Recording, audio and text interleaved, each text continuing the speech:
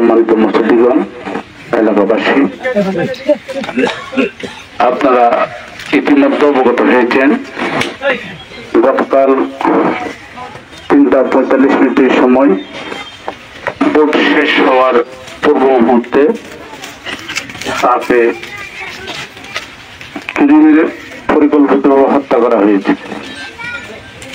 সে আমার টেলিফোনের কর্মী ছিল। আমি এই পশ্চিমবঙ্গের মামরতলা রাস্তার ওইখানে শাহজাহানের দোকানে আড্ডা দেওয়ার কারণে তার অনেকদিন থেকে চিনতাম। সে অত্যন্ত একটা বিনয়ী ছেলে, ভদ্র ছেলে। আমি আজকের এই জানাজায় তার এই হত্যাকাণ্ডের সুষ্ঠু বিচার দাবি করছি এবং আমি এই সবুর আলমের রক্ত বিচার দিতে দেব না। আমি সবুর আলমের পরিবারের খোঁজ খবর নিয়েছি এবং আমি যতদিন বেঁচে থাকি এই পরিবারটা দেখাশোনার দায়ভার আমার কাঁধে থাকবে।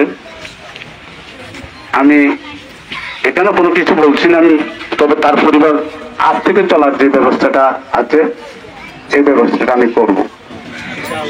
তার যাতে ডাইরেক্ট ইনকাম হয়, সে পরিবারটা যাতে চলতে পারে, আমি এই ব্যবস্থাটা আমি করব। তবে আমি এই পরিকল্পিত হত্যাকাণ্ডের বিচারে দাবি করব। আমরা এই ধরনের কোনো বিচ্ছিন্ন ঘটনা চাইনি।